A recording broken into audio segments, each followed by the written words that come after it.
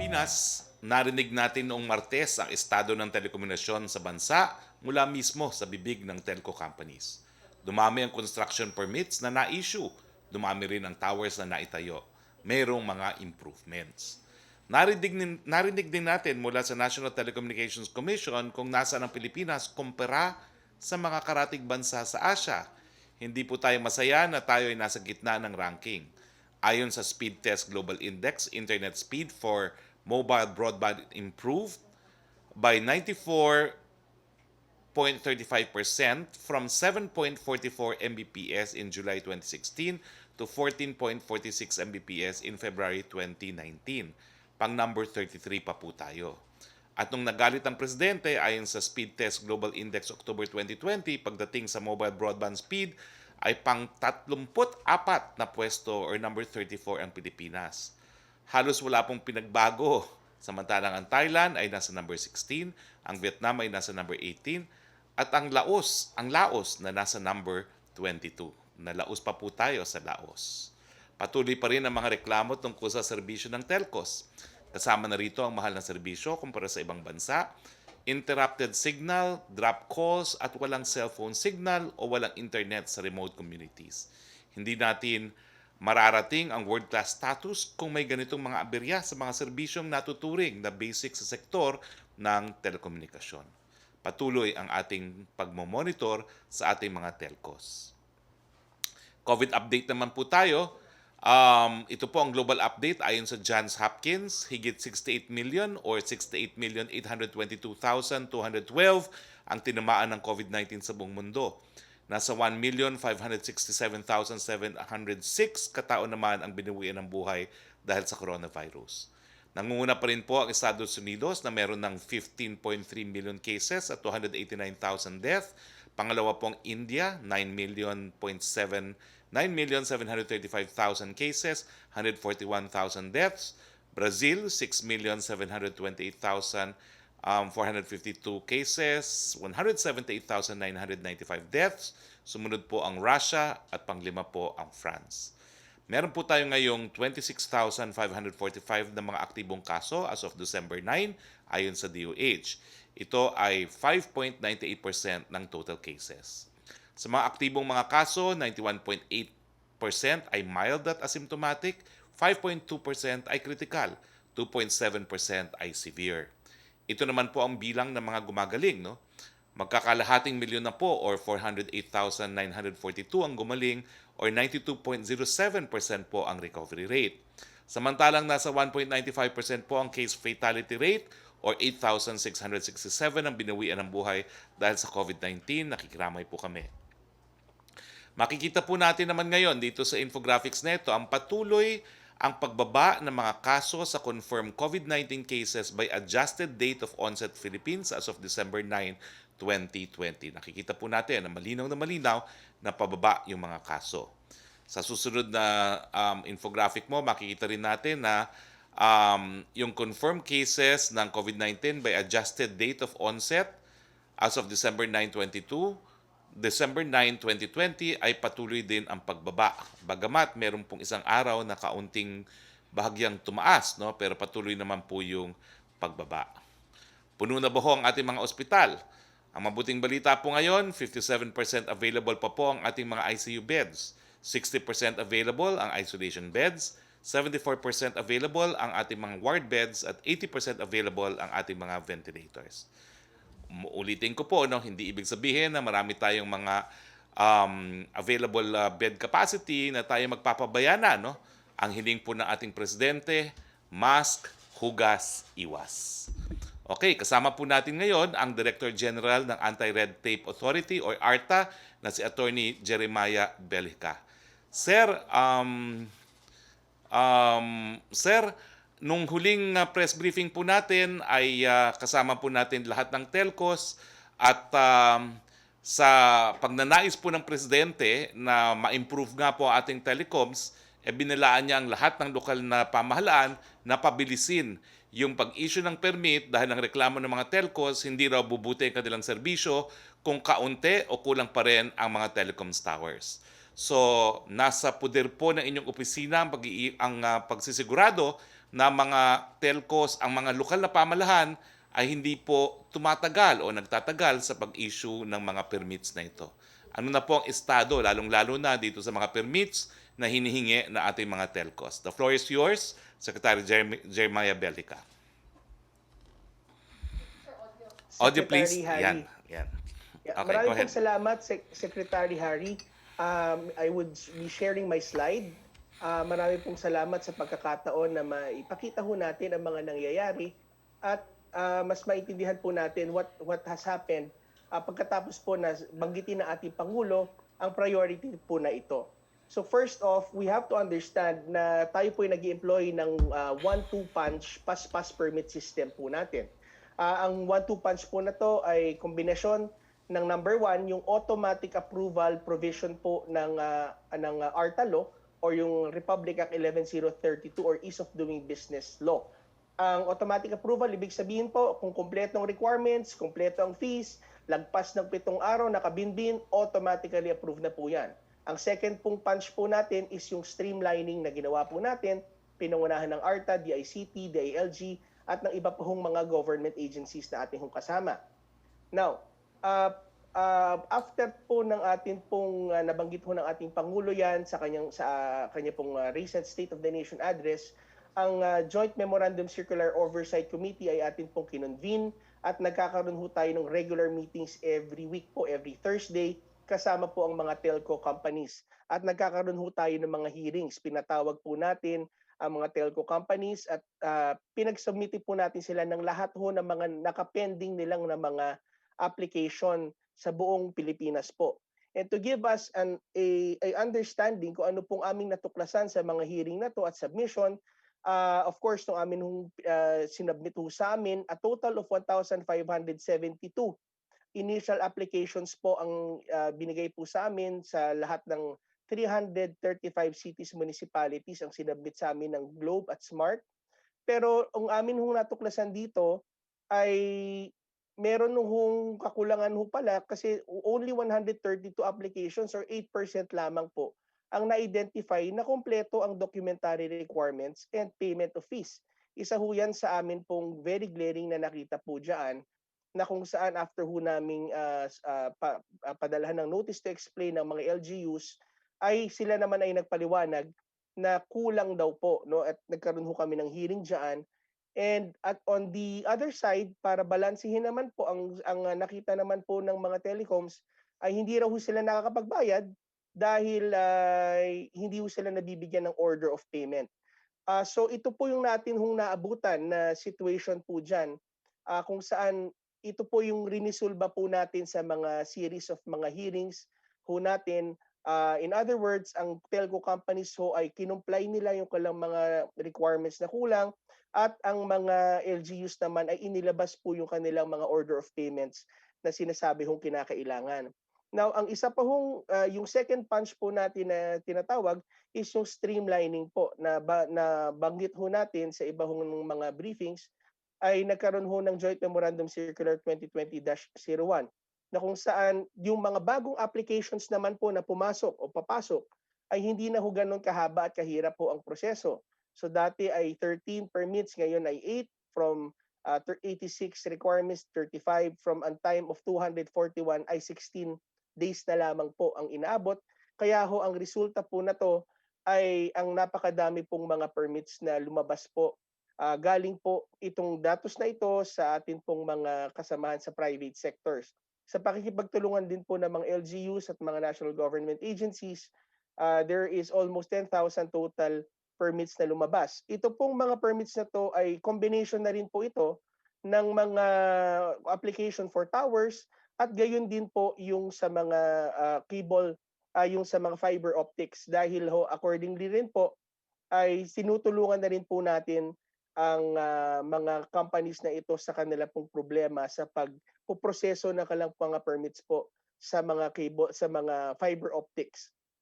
Now, kung ano hong ginawa ho natin, na-achieve po natin dito po sa telecommunication sector ay through the program ni Himaya ay kalinsunod sa utos po ng ating Pangulo na paiksiin, pabilisin ang proseso. Ito rin ho ang ating hong ginagawang kasalukuyan sa logistics sector, socialized housing sector, sa food and pharma, and sa power and energy, sa tulong na rin po ng Energy Virtual One-Stop Shop. So by January po, we expect the logistics sector ay makita rin ho natin ang dramatic na streamlining diyan po sa mga sektor na atin hong nakasunod rin po.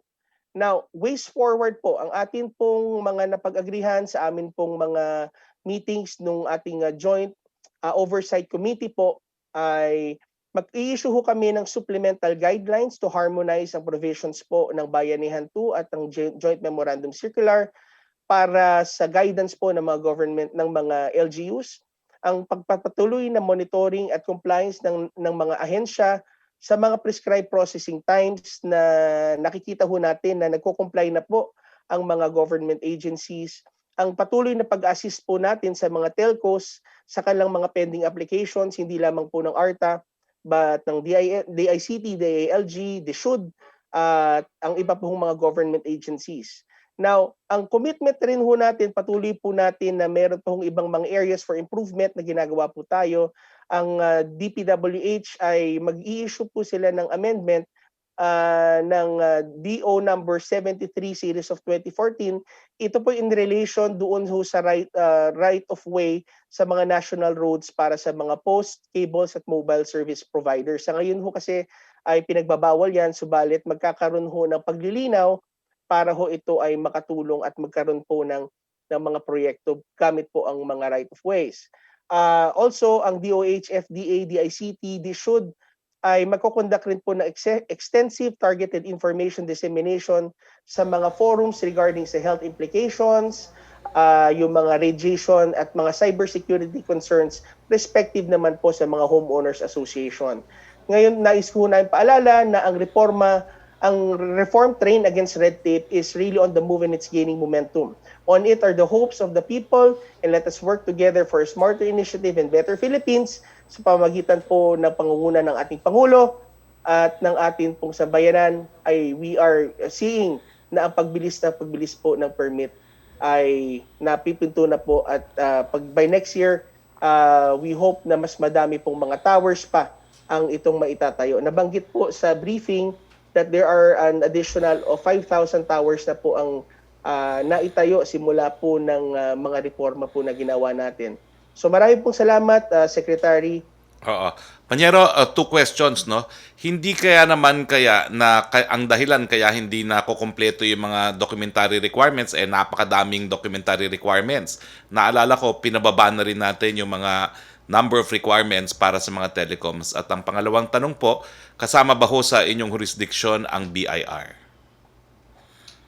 Tama po yan, Secretary. Sa una ho ninyong katanungan, kaya ho meron na ho tayong JMC na nagawa at nabawasan na ho ng malaki ang mga requirements at nadagdagan pa ho ang tulong ng yung tinatawag po na sa Bayanihan 2 na sinuspindi rin po yung karamihan po ng mga permits po dyan. So, hindi na rin ho problema yung napakarami at sangkatutak na mga requisitos po ngayon. Doon sa pangalawang katanungan po ninyo, ang BIR po ay kasama po sa atin pong jurisdiction po ang kanila pong mga processes at ang kanila pong mga sistema po dyan. Okay, maraming salamat. So buksan na po natin ang ating open forum. Simulan natin kay Yusek Roque. Good morning, Secretary. Good morning po, Attorney Belica. From Jillian Cortez po ng Business World, the 2021 national budget has been ratified by lawmakers on Wednesday. When do we expect the President to sign it? Will he sign it immediately this week, or do we expect a later timeline in case he needs to review it? As of 12 noon po, hindi pa po natatanggap ng palasyo ang supposedly copy ng 2021 budget, no? Patuloy po kami nag-aantay at ang bibigyan po natin ng kasiguraduhan bibilisan naman po ng palasyo ang pagsusuri sa budget para malaman kung mayroong mga specific line item na i-veto ang presidente. Pero siyempre po, lahat yan dapat mangyari ngayon na dahil kinakailangan magkaroon tayo ng budget pagdating ng 1 ng Enero. Second question po ni Jillian Cortez, Dangerous Drugs Board Chairman Catalino Cuy said that making the Philippines drug-free by the time the president's term ends in 2022 is not longer a realistic goal. What can the palace say about this, since this was the campaign promise of the president who promised to eradicate drugs in 6 months? What can he still promise now that 4 years have gone by? Sa korte po, ang sasabihin ko, objection, misleading, Yusek. Kasi hindi po yun ang sinabi ni Yusek Kuy. Ang sinabi po niya, yan pa rin po ang ating goal na maging drug-free ang Pilipinas by 2022. Pero mangyayari lang po ito kung paiintingin ng mga lokal ng pamahalaan yung kanilang mga ginagawang hakbang para maging drug-free ang ating mga barangay. Sa ngayon po, ang mabuting balita, out of 42,045 barangays, 20,538 na po ang drug-free. At kampante pa rin po tayo kung makipagtulungan po talaga ang lokal na pamahalaan na yung natitirang 14,308 barangays ay magiging drug-free pa rin pagdating po ng pagtapos ng termino ng ating presidente. Thank you, Secretary. Melo Acuña, please. Thank you, Yusek. Good afternoon, Secretary, and nice seeing you. It's International Human Rights Day today. Yes. Ano po kaya nagawa ng pamahalaan para malutas o maayos ang crime solution efficiency ng law enforcement agencies? Well, patuloy po ang pagtutulungan natin sa iba't ibang ahensya, hindi lang sa Pilipinas, kundi sa abroad po, sa mga UN bodies para po mapainting pa po yung efficiency ng ating kapulisan. At ngayon po, nagdadaos nga po ng human rights meeting ang DOJ kung saan nag-keynote po ang ating presidente at importante po talaga na paintingin pa natin yung kakayahan ng ating kapulisan na bigyan ng katugunan ang mga kriminal at the same time respetuhin po ang karapatang pantao ng lahat. Yeah, Secretary, on another plane, although may relasyon pa rin ito, may mga unsolved crimes pa rin. Let me cite the killing of Father Tito Paez 4 years ago. Ano po kaya ang gagawin ng pamahalaan para malutas itong mga unsolved crimes na ito? Marami na po tayong ginawa dyan. Una-una po yung mas malapit na koordinasyon sa panig po ng piskalya at ng ating kapulisan. Kinakailangan po talaga mag-coordinate sila dahil importante na gabayan kaagad ng mga piskal, no? Yung mga tinatawag na inquest fiscals, lalong-lalo na kung ano yung ebidensya na kinakailangan nila para maisampa ang kaso, lalong-lalo na pag ang nalabag ay karapatang mabuhay, no?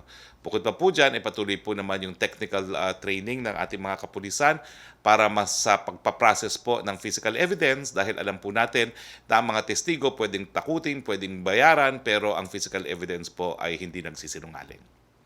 Salamat po. Para po sa ating panauhin mula sa ARTA kay Director General, matanong ko lamang po, ano po yung naging impact ng COVID-19 sa delivery ng basic services ng pamahalaan? Sapagkat ayon po sa tugon sa akin ng Civil Service Commission, bagaman merong work from home strategy at merong alternative work arrangements, meron pa ring impact ito sa serbisyo. Kayo po ba may nakikitang negative impact sa efficiency ng ating government employees? Thank you. Salamat po sa katanungan na yan, Sir Melo. Initially po talaga nakita ho natin na meron ho talagang slowing down kasi wala ho talagang kumbaga wala hong playbook ang COVID-19. Yeah. Subalit as we went on and I think it goes for all of the agencies and even the IATF and how we conduct things, then nakita ho natin nag-speed up ho yan. Nung una pong siguro mga first 2 months, nakita po namin, pati ho kami sa ARTA, ang amin pong mga hearings na nakaschedule ay hindi ho namin ma-proceed until we were able to do it everything online. So there are two major impacts, Sir Melo. Yung una po, doon po sa mga government agencies, syempre nung lumabas na ho yung guidelines sa civil service, alternative work arrangements, then we had to, of course, you have to choose which is the most applicable sa inyo. So kasama ho yan.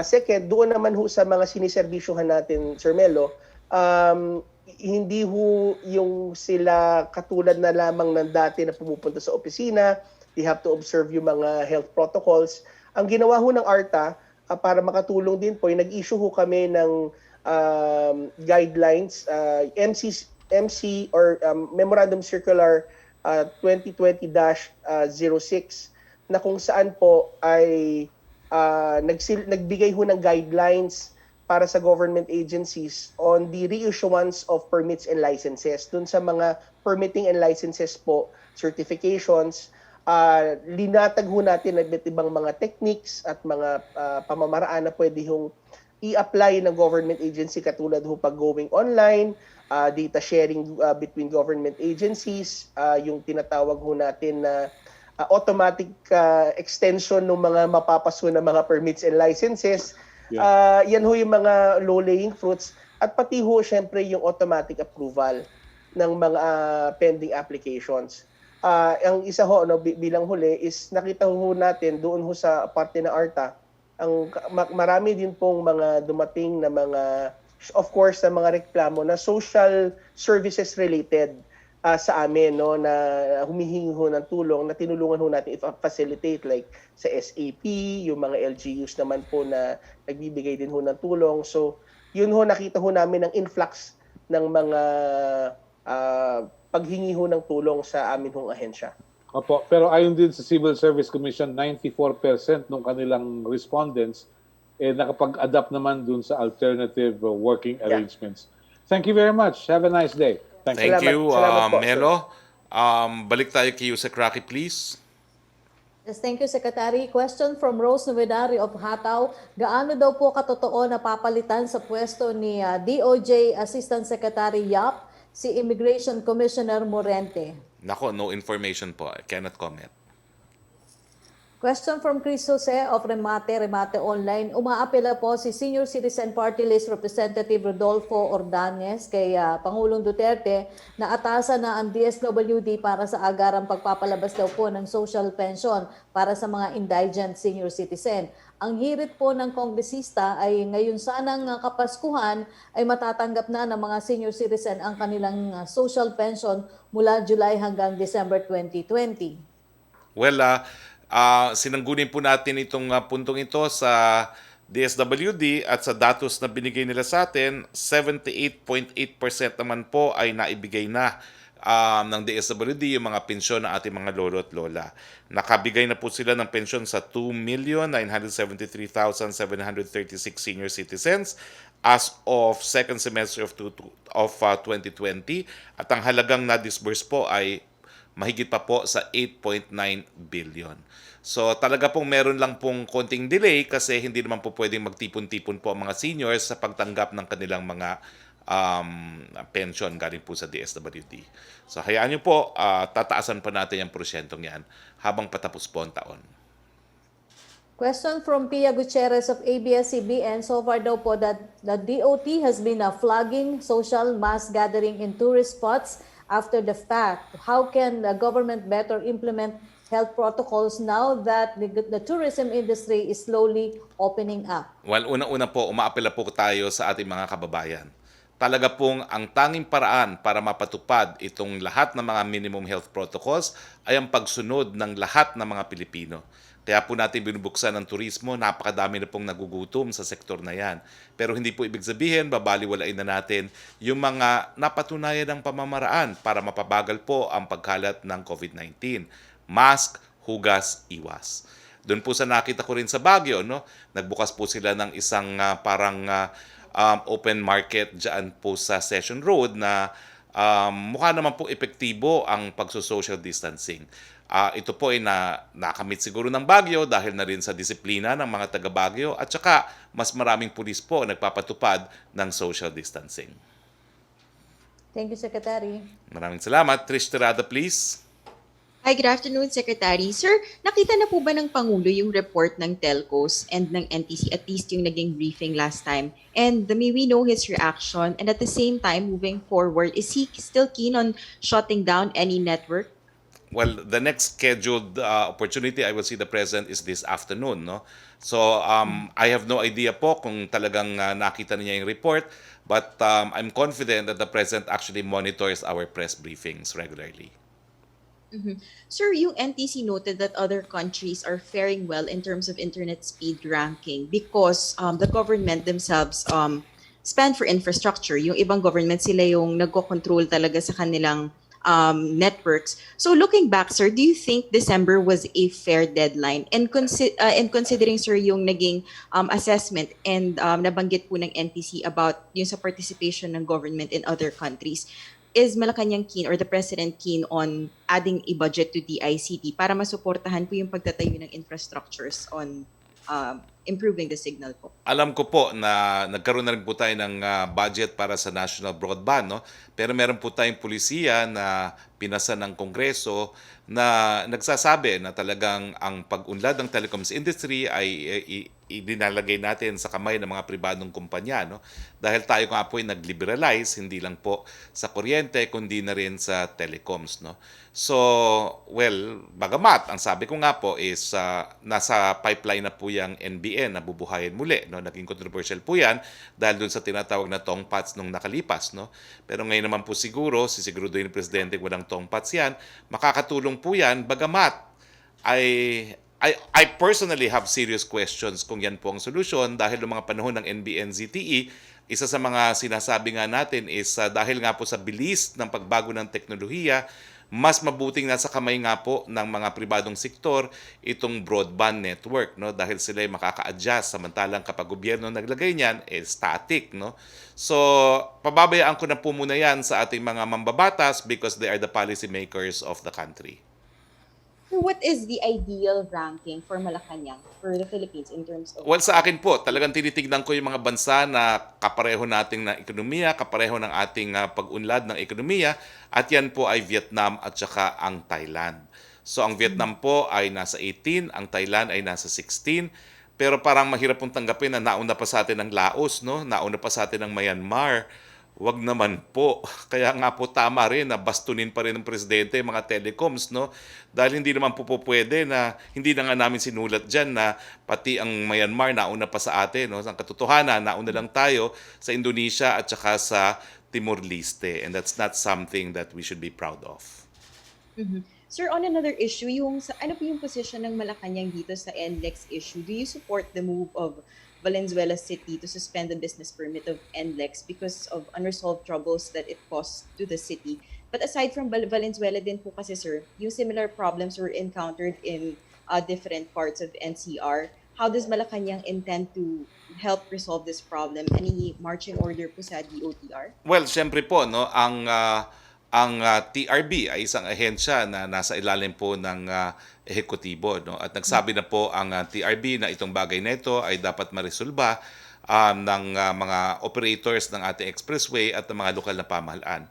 Hindi naman po natin po pwedeng ipagkait sa mga lokal na pamahalaan yung kanilang jurisdiction na mag-issue ng business permits, no? Dahil yan po ay nasa batas din, nasa local government code at kasama po sa konsepto ng local autonomy na kabahagi rin po ng ating saligang batas. But at the same time, kinakailangan din nilang isipin na babalansahin natin to dahil yung mga proyekto na gaya ng expressways na dinevelop po ng mga pribadong sektor, baka mamaya ma-turn off mga future investors kung palaging mangyayari ito.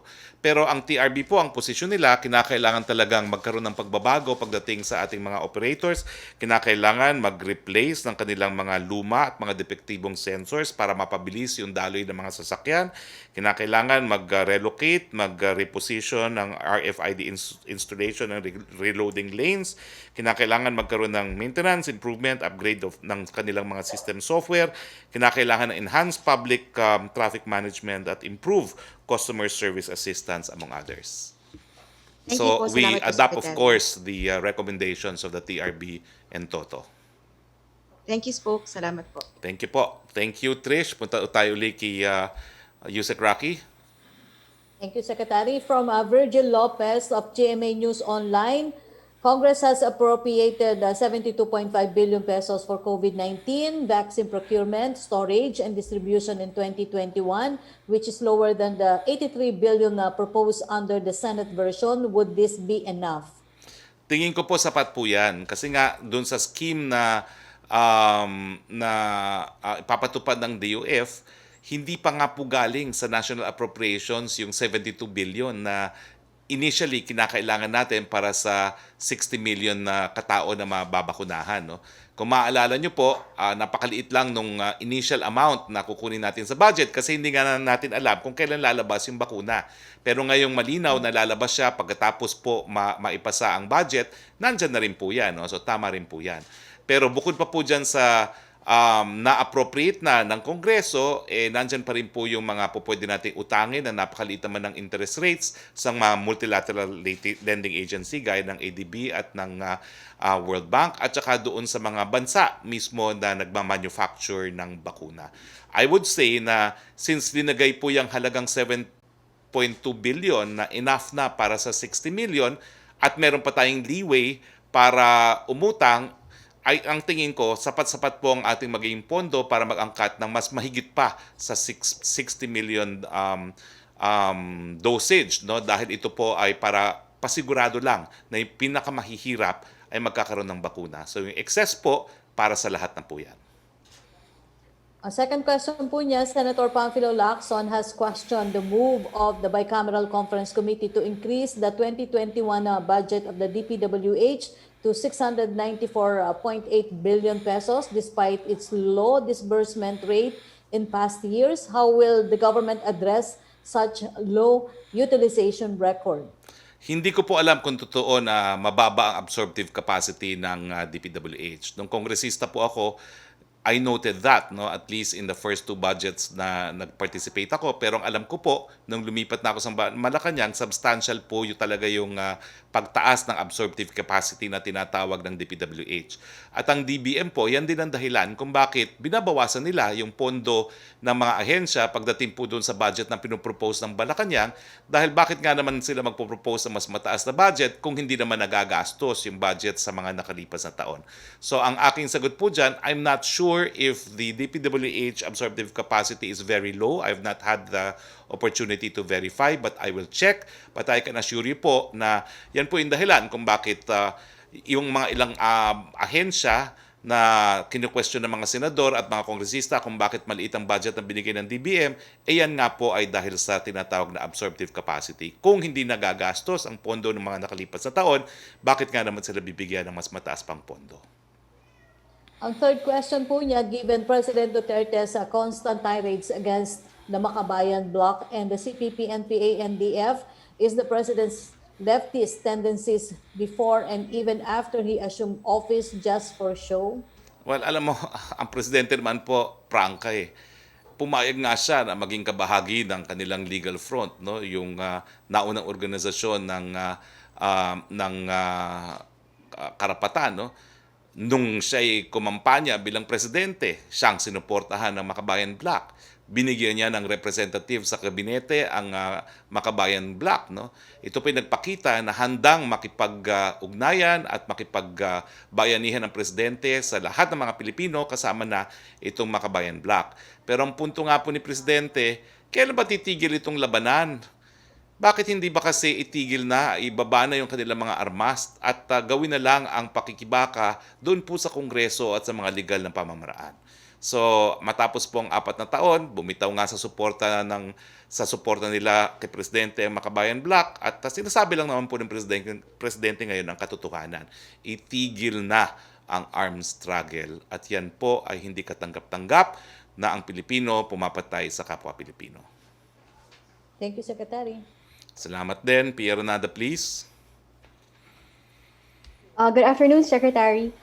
Sir, first question, has President Duterte sought a meeting with the telco representatives? Hindi pa po, no? But I will make sure that he will have access to the reports of all the telcos, to the report of the NTC, as well as to the rankings, no? Before and after he gave warning to the telcos. Right. And then, Secretary, second question. It's been almost a month since President Duterte allowed advance payments for vaccines. May we know when we expect to make our first advance payment? Well, I will have to clarify that. Si Secretary Galvez was supposed to be our guest today. No? Dahil regular updates talagang kinakailangan natin from him, no? As vaccine czar.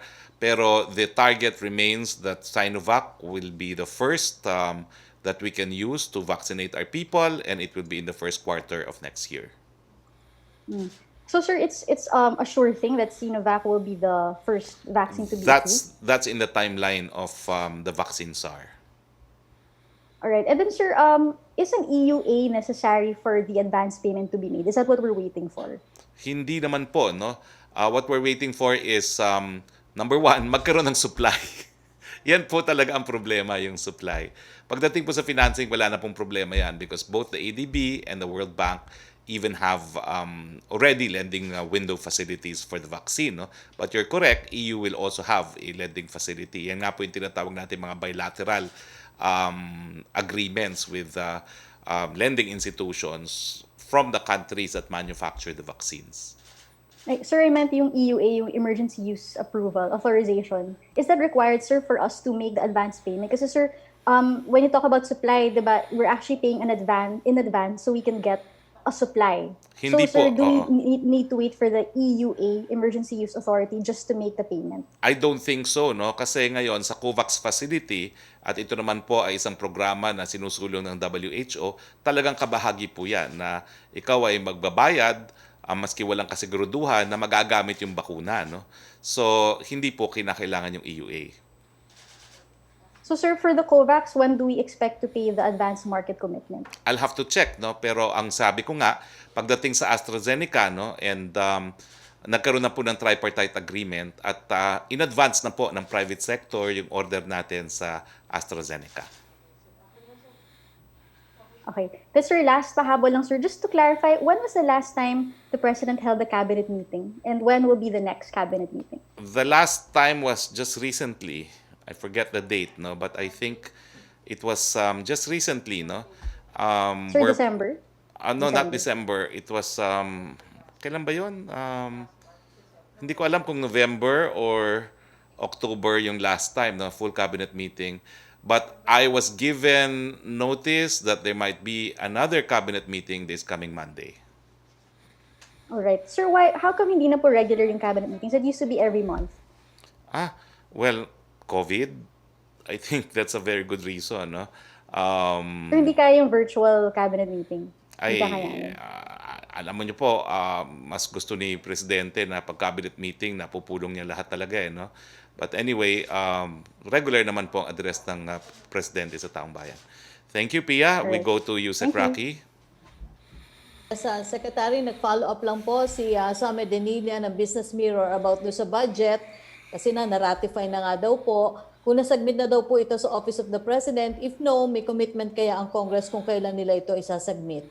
I will have to repeat what I already said. No? As of 12 noon, bago magsimula ang press briefing, chineko po, wala pa pong natatanggap ang Office of the President. Opo, ang question pa rin po ni Samed Denilla, dahil sa nasabing development is Malacañang daw po already sure the 2021 national budget will be passed on time. We will take all steps necessary para maging batas po ito on time, pero hindi po sasakripisyo o isusurrender ng palasyo, ng presidente, yung kanyang kapangyarihan na pag-aralan ng budget at siguraduhin na walang dapat na item ng appropriation na dapat ma-veto. So the president will still exercise his power of review and his power of line veto. Opo, may pahabol lang po si Ace Romero. How will the bribery allegations against Sinovac affect the government's plan to buy vaccine? Closest doses from the Chinese firm. Is the government concerned given the accusations involve alleged bribery of regulators? Well, consistent po tayo na papayagan lang natin magamit ang mga bakuna na napatunayan ng ligtas at mabisa laban sa COVID-19. Buong buo po ang tiwala ni Presidente kay Dr. Domingo. So pagdating po dyan sa mga allegations on bribery, tingin ko po hindi mangyayari yan sa Pilipinas.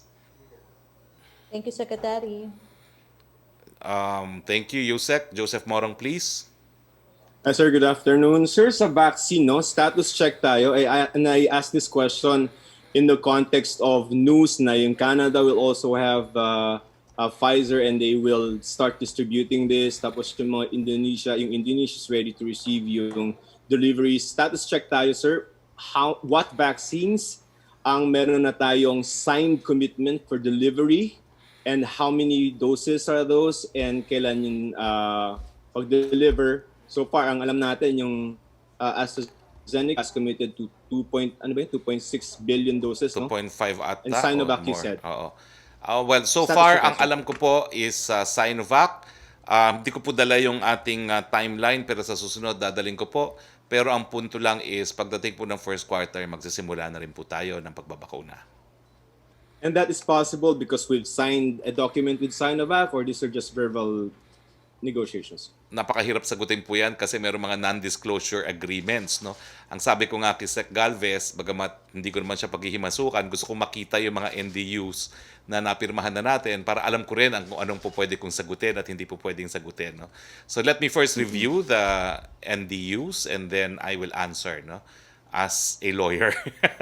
Pero siguro ayaw ko namang na mawalan pa tayo ng bakuna dahil kung ano-ano mga sinasabi natin dito sa press briefing, no? So let me review first the individual non-disclosure agreements that we have signed. All right. So far, sir, it's safe to say that ang sure natin na may bakuna tayo will come from Sinovac and AstraZeneca. Sinovac, no amount yet, no? So, I think we are also Sir- sure because the agreement with Pfizer was brokered by the DFA, no less than Secretary Locsin and Secretary Pompeo. But Pfizer will come in the second and the third quarter. so tatlo, sir, no? At least na signed, sealed, delivered, will be delivered. Yes. Okay. Sir, be honest, nahihirapan ba tayo, sir, to procure? Hindi naman ako nagsisinungaling ever. Hindi naman tayo nahihirapan. Kaya lang, katotohanan, siyempre, yung mga mas mayayamang bansa, kinorner na lang yung supply. Pero meron naman tayong mga pamamaraan. At hindi naman po katanggap-tanggap kay Presidente na hindi tayo magkakabakuna dahil siya nga yung parang kauna-unahang leader sa buong daigdig na sinasabing nandyan ang bakuna, no? At matatapos na itong pandemyang ito. And I think Secretary Galvez will take the cue from the President to do anything and everything that is necessary para magkaroon ng bakuna ang mga Pilipino. Sir, ito po ay question ni Tina Mendez. So this is a charge against her allowed number of questions. Sir, may nagpabakuna ka na raw sa Sinopharm? Ha? Nagpabakuna ka na raw, Sinopharm? Nako, hindi ko po alam kung ano yung tanong na yan. That's from Tina, sir. So that's not true? Ay, nako, hindi pa po. Okay. Sige, sir. Sir, yun na lang. Last na lang. Yung sa testing. Remember, in March, we had a little situation with Trish when we were asking you about the mass testing. And now it has dawned on the President na, well, mukhang ang one of the pillars against the spread of COVID is testing. First question, bakit parang belated realization on the President? And number two, is that even possible to provide free, this is according to the President's wishes and guidance, na free testing for all, no qualifiers, just free. If you want to get tested for COVID, you'll get it. Again, regardless of when the President actually realized the importance of testing, it has always been our priority in the IATF and by the vaccine SAR, which explains why isa tayo sa pinakamataas na testing rate ngayon, no? Hindi lang capacity, kundi rate. So actually, I think that question is moot and academic kasi nangunguna na tayo ngayon sa daigdig pagdating sa actual testing conducted, no? At yung pangalawang question mo ay, ano yung pangalawang question mo? Possible ba yan, sir? Kasi ang lagi po namin narinig sa inyo is PhilHealth, no? Sa ngayon naman, Pero PhilHealth talaga eh. Sa ngayon, PhilHealth ang nagbabayad, no? At yan naman po ay kabahagi kasi nung ating batas na sinulong, Universal Healthcare, na kasama po sa Universal Healthcare yung diagnostic, no? At pati nga yung immunization dapat kasama din dyan. And since yung Universal Healthcare makes everybody a member of PhilHealth, sir, ito also for my education, no? Talk to the regular individual na worried na baka meron siyang COVID but doesn't know how to go about testing. Kanino siya pupunta and talaga bang Red Cross? Pagpunta ko doon talagang zero cost at all.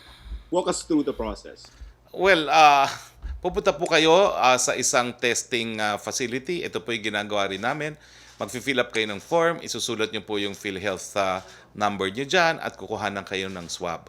At pagdating po sa Red Cross, depende po kasi yan sisingilin nila kung donated o hindi donated ang machines at saka ang kanilang ano tawag doon, yung testing kit, no? Pero sa tingin ko po dapat wala ng bayad dahil yung binabayad naman po ng Red Cross ay ng PhilHealth ay pasok po doon sa costing ng Red Cross except kung hihingi kayo ng certification, baka yung certification dapat po bayaran. And everybody is a member of PhilHealth, correct? Under the UHC? Yes, under the UHC, lahat ng Pilipino member ng PhilHealth. Okay, sir. Thank you for your time, sir. Okay, the last cabinet meeting was October 12, and as I said, I was given notice that there could be a cabinet meeting on Monday before the address of the President to the people. Okay, Yusek Roque. Yes, thank you, Secretary. Question from Jam Punsalan ng ABS-CBN Online.